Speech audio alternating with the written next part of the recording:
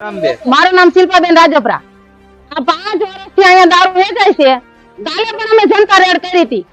અડધી કલાકમાં પોલીસ વાળા બેન ને છોડી મૂક્યા અને પાછા દારૂ વેચવાનું ચાલુ કરી દીધું અને હાંજે અમને ધમકી આપી ગયા છે જો હથિયારો રહ્યા એના। પોલીસ કેમ કઈ કરતી નથી? એમ નહીં, મહિલાની કઈ જેલ છે જ નહીં? કેટલી જેલોમાં મહિલા છે તો આને કેમ કોઈ નથી રાખતો? અડધી કલાકમાં છોડી દે છે। મને હોય તો રાજકોટમાં લઈ જાવ, રાજકોટમાં હોય ગાંધીનગર લઈ જાવ, સાબરમતી લઈ જાવ, કેમ એને કોઈ કઈ કહેતું નથી? કેવો ત્રાસ છે? હદ બારો સાહેબ, અમને એમ કહે છે કે આત્મહત્યા કરી વારી। આ દારૂ બંધ નહીં થાય તો તમે આગળ શું કરશો? અમે આત્મહત્યા કરી નાખશું, પછી પોલીસ જામે બધું લેશે ને ઘરમાં।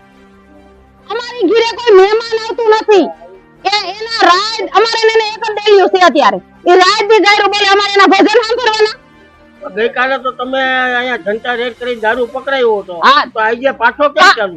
એ તો સાહેબ હાંજે ચાલુ થઈ ગયો હતો, હાંજે દારૂ ચાલુ થઈ ગયો હતો અને અમને ધમકીઓ દઈ ગયા કે અમે હવે તમે આવું કઈ કરશો ને અમે તમને મારશું હોતન।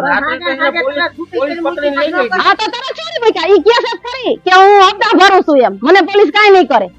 તો પોલીસ હપ્તા ખાતી હોય તો છોડી મૂકે ને હે? નકર કાનો છોડી મૂકે? આપણે કોકને મારી તો નથી છોડી મૂકતા, જામીન જોઈને 2-5 કલાક રાખવા પડે ને 2 દી રાખવા પડે, આપણને કોઈ નથી છોડી મૂકતો। આને કેમ છોડી મૂકે છે? આવા ધંધા કરવા તો છોડી મૂકવાના।